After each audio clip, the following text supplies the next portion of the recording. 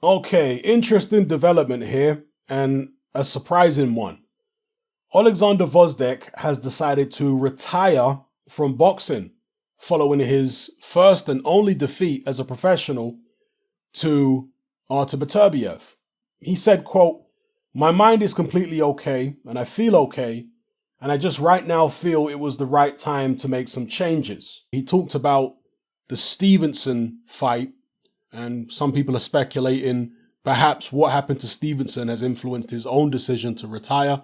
Perhaps that influenced his own decision to call it a day in the Beterbiev fight, right?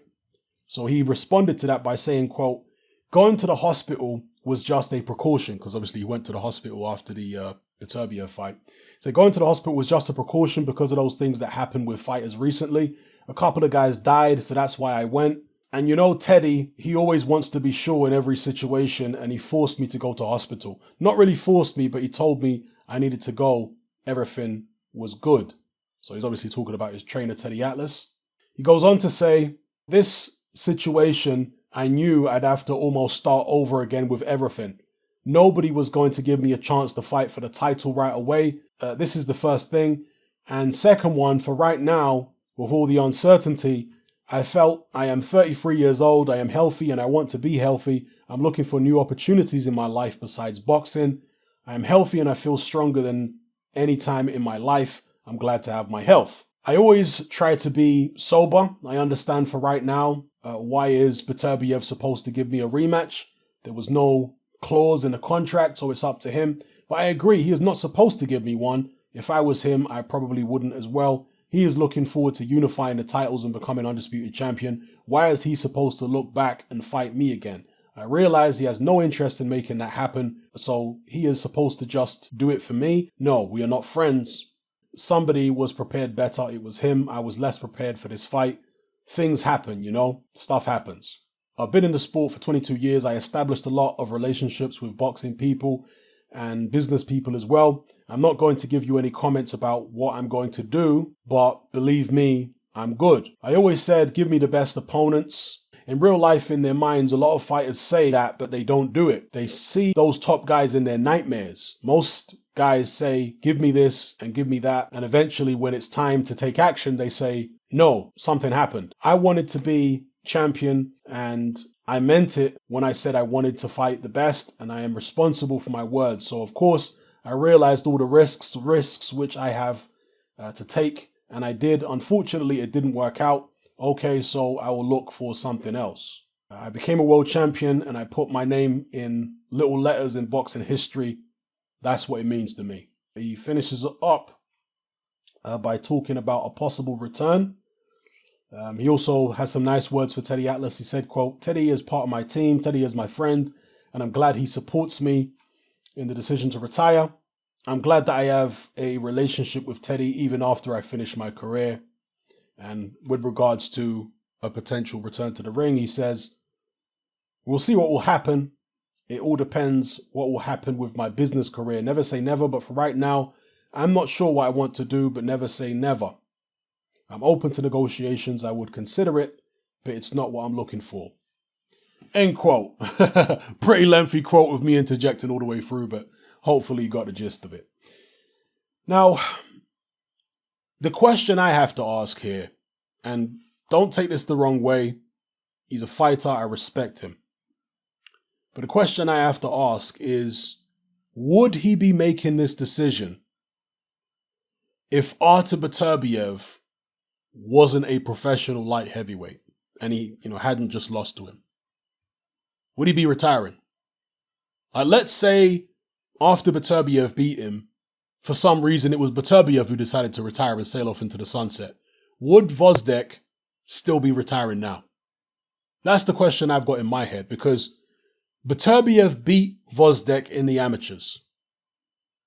They then fought as pros, and from the opening bell, I don't know what you guys saw in that fight, but I know what I saw. From the opening bell, Gvozdyk looked intimidated by Beterbiev. And he essentially capitulated in that fight. He quit in the fight. And I'm not saying that he's a coward or anything like that. I'm not the one that has to step in the ring and take the punches. I'm not one of these guys who always gets on fighters, backs about quitting. If you go in there and you're in a world level fight and you fight to the best of your ability and it's not good enough and you start taking a beat down, if you end up quitting, I'm not going to, come out and say, oh, you're a coward no. I'm not the one that's in there with the world-class fighters taking the world-class punches and it's the 10th, 11th round or whatever and I've already been dropped. I'm not in that position. Okay, so I'm in no position to tell you that you should show more toughness than that or this, that. No, I'm in no position to tell you that. Okay, I'm in no position to question your bravery and act like you're, some kind of wimp because you decided to live to fight another day. Now, if there's a fighter who goes in there and they don't even try at all and they go down from a grazing punch and stay on the canvas and carry on with a whole heap of theatrics, then yeah, I'll say something about that because I have actually fought, albeit as an amateur. So I do have some authority to be able to speak about another man getting in the ring. Okay. And if that's what you're going to do, go in there and just do some play acting on the canvas after somebody hit you with a grazing jab, then yeah, I'll definitely have some criticism for you. But the point I'm making here is, has that, ghost of Beterbiev been haunting Gvozdyk for all these years? And when the opportunity came to put that ghost to rest, the ghost came back with a vengeance. And in fact, it wasn't a ghost, it was very real. Beterbiev stopped him. So it has that left an indelible mark on Gvozdyk's psyche? Has that scarred him so much that he's thought, you know what? If this guy is going to be around in the light heavyweight division and he's going to be the top man, I don't want nothing to do with boxing anymore. Let me go in a different direction because I can't beat this guy. Yeah. What's the point in targeting, Dmitry Bivol or anybody else at light heavyweight? Because Beterbiev's going to want any other belts that are still out there. So let me leave boxing alone. Is that what Gvozdyk has done? Or is it really nothing to do with Beterbiev? Has he just maybe lost his hunger for boxing? That does happen sometimes.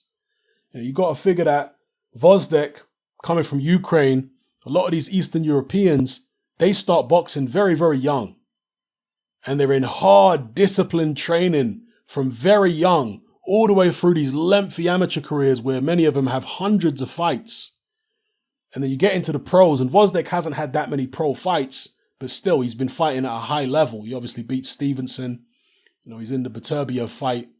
So sometimes you can just get sick of it, And if his heart isn't in it, maybe he realized in that Beterbiev fight that his heart wasn't fully in boxing. Maybe the training camps have become a chore. Maybe he's not enjoying the sport the way he thinks he should be. And if that's the case, if he's not enjoying it, then he's made the right decision to retire. Because boxing is a dangerous sport at the best of times. But if your heart is not fully in it and you're not fully committed, then it becomes even more dangerous. So I wish Oleksandr Gvozdyk all the best. I think he's been a good fighter, a good addition to the light heavyweight division. If he does decide to come back, of course, it would be nice, but only if he comes back for the right reasons. And when I say right reasons, I'm talking about from the perspective of his mental and physical health.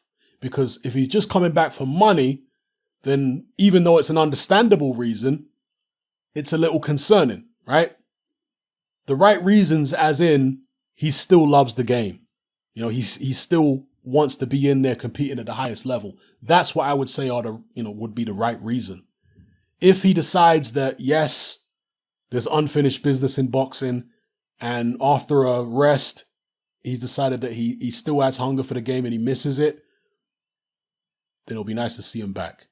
But if the hunger is really gone, then he's made the right decision. And there's nothing wrong with walking away. He's 33 years of age. Marvin Hagler walked away when he was like 32, 33. George Groves isn't that old, is he? How old was he when he retired? So I've got no issue with fighters retiring at these relatively young ages. It's okay. Yeah, I know as fans, we put a lot of demands on these fighters and we act like we own them. We don't own them. Yeah. It's their health. It's their body. And they have to do whatever they feel is best in their particular situation. Most of the time in boxing, fighters give their best years to the sport. And they can wear themselves out. We've seen it many times, all right? Many of my favorite fighters from back in the 80s and 90s, they can't even string a sentence together now. Whereas fighters like Gvozdyk and many other modern fighters are learning from the past mistakes, and they're not trying to completely decimate their bodies and decimate their brains through boxing. They're trying to give themselves a chance to actually enjoy life post-boxing. So, yeah, I wish Oleksandr Gvozdyk all the best. Let me know what you guys think about this in the comment section below. Are you disappointed that he's retired? Would you have liked to see him run it back with Beterbiev? Would you have liked to see him fight somebody like Dmitry Bivol or many of the other light heavyweights out there? We got a couple of British light heavyweights in Anthony Yard and Joshua Buatsi. I mean, Jose Burton as well, but he's also got Callum Johnson. So we've got quite a few light heavyweights coming through from the UK, and there are light heavyweights from other parts of the world as well. So yeah, let me know what you guys think about this in the comment section below. Oleksandr Gvozdyk deciding to retire from boxing. It's happening. I'm out. Join me on Patreon. I upload a minimum of 2 podcasts every single week, covering a wide variety of controversial topics, as well as live stream Q&A sessions. Take a look on screen right now at some of the podcasts I've produced so far. For just $3 a month, the equivalent of about £2 a month, you get access to all my new podcasts and my entire back catalogue of past podcasts, including my popular Confessions of a Nightclub Bouncer series. You can listen on your computer or on your smartphone or tablet by downloading the Patreon app from the Google Play Store or the App Store for free. The Patreon app also allows you to download each podcast in MP3. For less than the price of a cup of coffee, you get access to dozens of hours of exclusive content. It's easy to sign up, there's no contract, and you can cancel at any time. So come and join our community of free and critical thinkers by signing up with me here on Patreon today.